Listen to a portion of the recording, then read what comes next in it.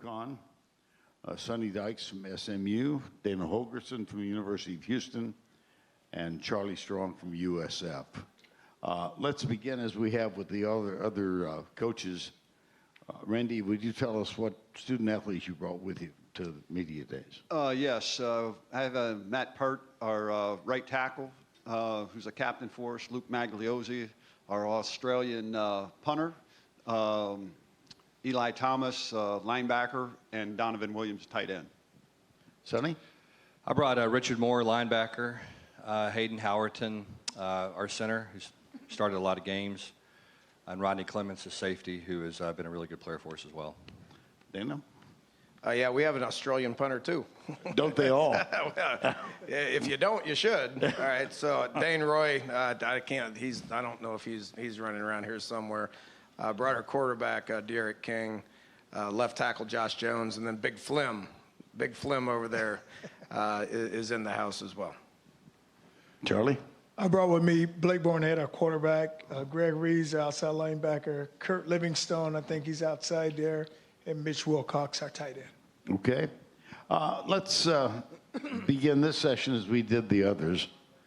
Safety is, in this sport, very much on everybody's mind these days, and obviously the evidence of CTE is a part of the reason that we're also concerned about it. But beyond that, I'm just wondering, is this game as safe as can be expected right now? Randy, we'll start with you. I think it is, because I think you got a bunch of coaches that teach the right fundamentals and the techniques and understand what the game is all about. And I think people are smarter. You know, of course, you're always going to have injuries because of kids are getting bigger, faster, and stronger. But I think for the most part that coaches do a really good job at this level of teaching the proper way to do things. And so I think it is pretty safe. Sonny? Yeah, I mean, I echo a lot of what Randy said. I mean, I think that the game, to me, seems like it gets safer and safer every year. And I think that, I think for many years when you go back and you look at injuries that occurred in college football, a lot of them occurred in practice. And I think that, so many of the coaches now have developed different styles of practice where, there's not as many full-speed collisions as there once was. And so I think coaches as a whole do a better job of taking care of their players, not only on Saturdays with the targeting rules and all the things that they're doing, but Monday through Friday, and just the way that we practice, and an emphasis on fundamentals, and certainly some of the rule changes have been implemented, to make the game safer. So I think it's certainly headed the right direction. Dana?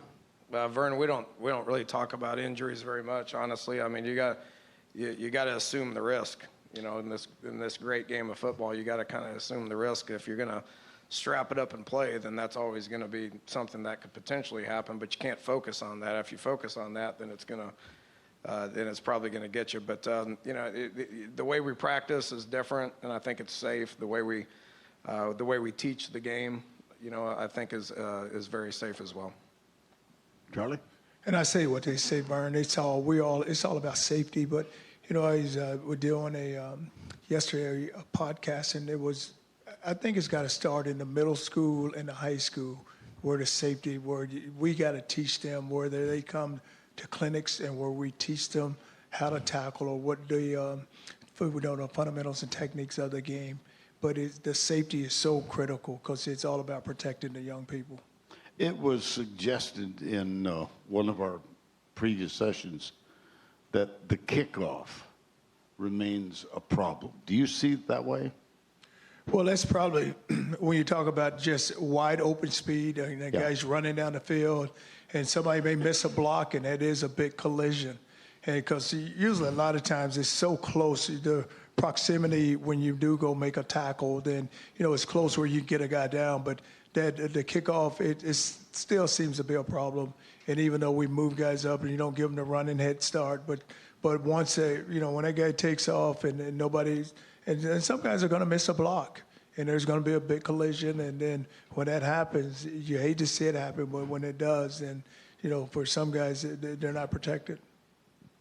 I wish they'd hurry up and get rid of it because it's going to happen at some point, right? I mean, that's where it's headed. Would you like to see it? I mean, they're going to do it, so go ahead and do it. You know, I mean, they're making changes with the rules the way it is right now. I mean, we're going to follow the suit of what the NFL does, so they're going to do it. I wish they'd hurry up and do it. How about you guys? Yeah, I mean, it's first of all, I think it is one of the most exciting plays in football. You know, there's nothing more exciting than a kickoff return. You know, just in terms of just watching the game and people watching. I think that's why maybe they've been a little slow to change it. But I echo what Dana said. I mean, I think at some point they're just going to stick the ball at the 25-yard line or the 20 and play football. And so, you know, it is. I'd hate to see it go, but I certainly understand why. You know, I would hate to see, I think it's got to happen in terms of what Dana said is that they're probably going to take it away. But I'd hate to see him do that because, like I said, I think that's a skill that now you're taking an opportunity away from a young man that has that kind of ability to do something. And, you know, like I said, there's other ways you get hurt too. So I'd hate to see him eliminate it because, like I said, I think there's special people that have a knack for being able to make big plays in the return game that you'd hate to see that taken away. On both sides of the ball, right? Exactly. Yeah. Targeting seems it's always a topic for discussion. Is it fairly administered? Are there degrees of interpretation that bother you, or? It bothers me because I think there's sometimes it's unavoidable. And say an offensive player goes and lowers his head and the defensive player has his head lowered and goes in and it feels like maybe, and with replay and all those sort of things, I get the safety part of it, but I think there's got to be a better way. And I think that some of it, I think people overreact to some of these things and make changes that really don't need to be made. Anybody? Well, it does, and sometimes it is a judgment call. Like Randy said, you sit there on defense, and there goes a crossing route, and the defensive guy is coming up to go make the hit. The receiver drops his head, and he drops. There's a collision, and now all of a sudden we got to go back to replay. They have to look at it, and the penalty, you're going to get assessed a penalty no matter what. And they may say, hey, you know what, he can continue on, or it wasn't a targeting call, but still the penalty is going to be assessed to the defense or whomever. But it is avoidable sometimes, and it goes back to safety, and we want to protect everyone, but still though, it's one of those calls that it's tough on an official, and we get upset as head coaches because we're looking at it like, hey, you could have called it. Dana? I do think that we understand it better now than we did 5 years ago. Like 5 years ago is a real problem. I do think we understand it a little bit better, and we understand why the rule is in place. I think this blindside block situation is going to be, challenging as well from a coaching perspective. We're going to have to coach it, So we understand the intent of the rule, and we're going to do what we need to do. Social media. Do you have rules and regulations that you have in place for not monitoring, but being aware of your young student athletes and how they use social media? Is that something? All my guys are on it right now. Look at all four of them. They're all four on it. Heads down, yeah. Vern, you know what I used to say? I'm sorry, Sonny. I said that's the downfall of society. I mean, well, that's young people's way now. I mean, it's all they do. You walk in, you can walk in a locker room, it could be 7 guys sitting there, and they're not communicating at all. They got their phone out, and they're texting. They're texting somebody. They may be texting the guy at the other end instead of them having a line of communication. Just look at that phone. It's like, wow. Does it affect the way you interact with your players? I get upset when my players will text me rather than calling me, because I'd rather hear their voice, and I think there's more to it than learning to communicate with people as opposed to typing things. As far as the social media, I don't have any rules with our players other than the fact is make sure before you hit send, you understand what you're sending, and don't do it in the heat of the moment, because again, I think it's all part of the growing up process, you know, in terms of developing young people. You know, you got to trust them. You know, you tell them what you want. You got to trust them.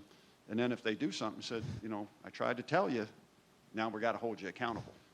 But I think, as Charlie said, I think it's really taken away the development of young people.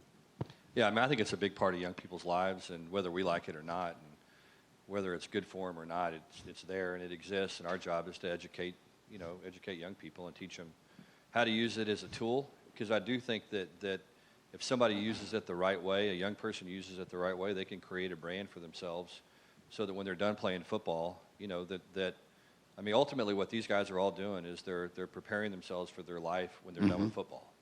And if they're smart, they can utilize social media to create a brand that somebody's going to want to hire them if they're smart about what they do and what they choose and who they choose to follow and what they choose to retweet.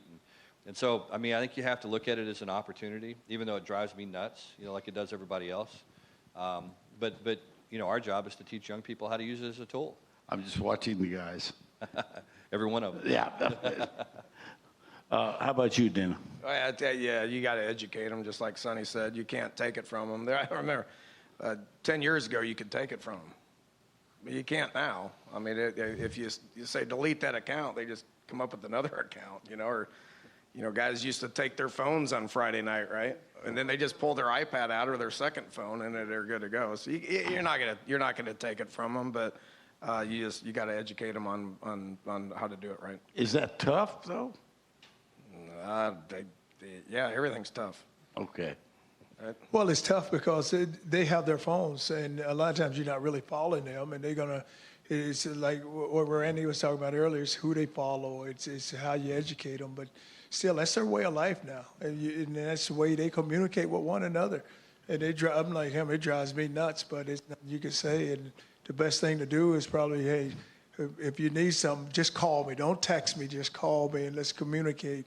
But you know that they're going to send out, and the retweets are really big. I can remember coaching in a game, and within at halftime, one of my players go in at halftime, and he gets it on his phone, and somebody had tweeted, hey, you see that player so-and-so made, he retweeted it during the game, during the halftime. I was like, wow, I know this didn't just happen, but it was there. Yeah, it is a reality. I mentioned earlier, I'm beyond old fogiedom, but I remember the most perilous four-letter word in the English language began with F. Not anymore. Now it's S-E-N-D. And you punch that puppy and it's gone. Are you concerned, and I know that ESPN, the voice of college football, has made a decision, I think in the last year, that they are going to mention gambling odds in their coverage of games. Is that a danger or a concern of yours as coach? You know, it's tough to be a coach nowadays. You bet. Because of all the issues and then all the responsibility that we have placed on us from the NCAA with head coach responsibility. And all these rules are made, but the head coaches aren't, you know, consulted.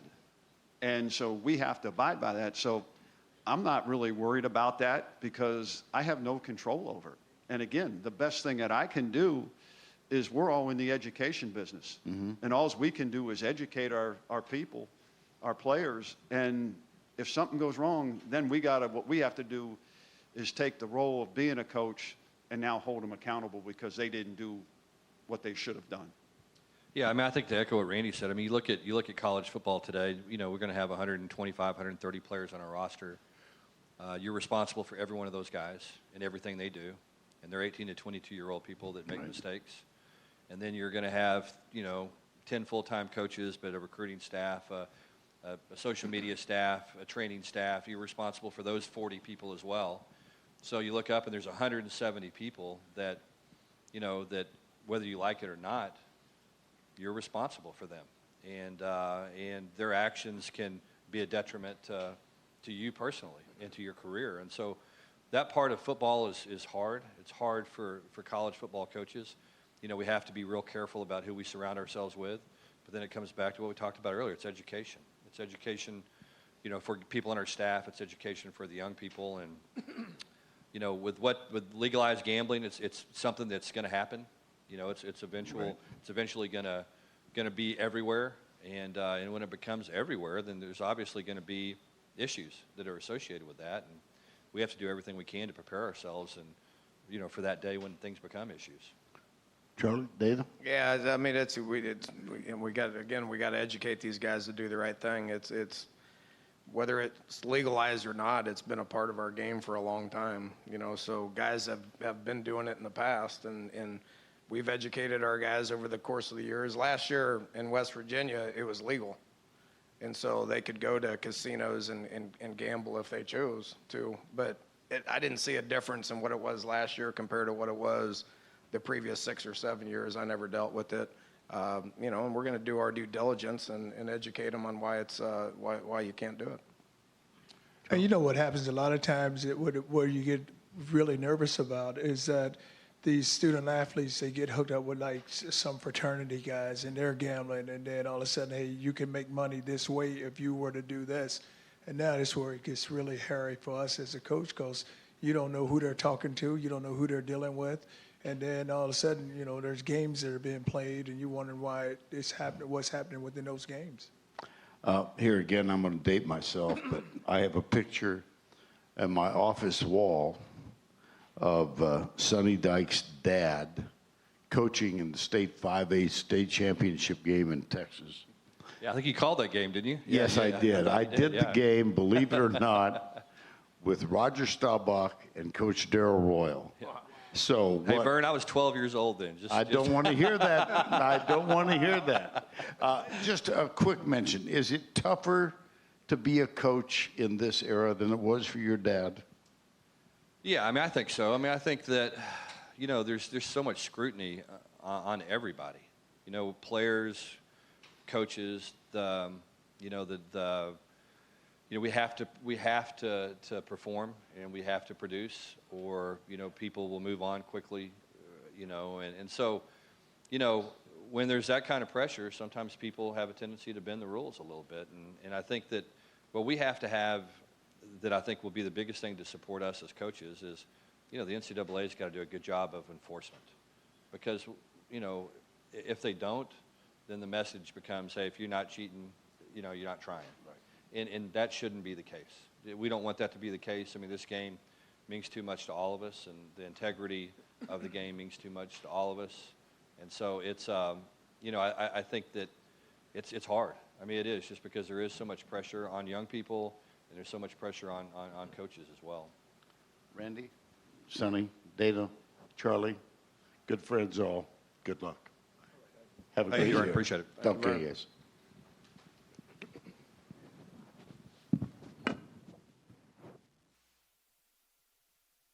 Hey, we're here at Media Day. I'm Hayden Howerton. I play offensive line, play for SMU. Pony up. Welcome back. Thanks for joining us here as we continue to look ahead and break down the 2019 season from the most beautiful conference football media day in the whole entire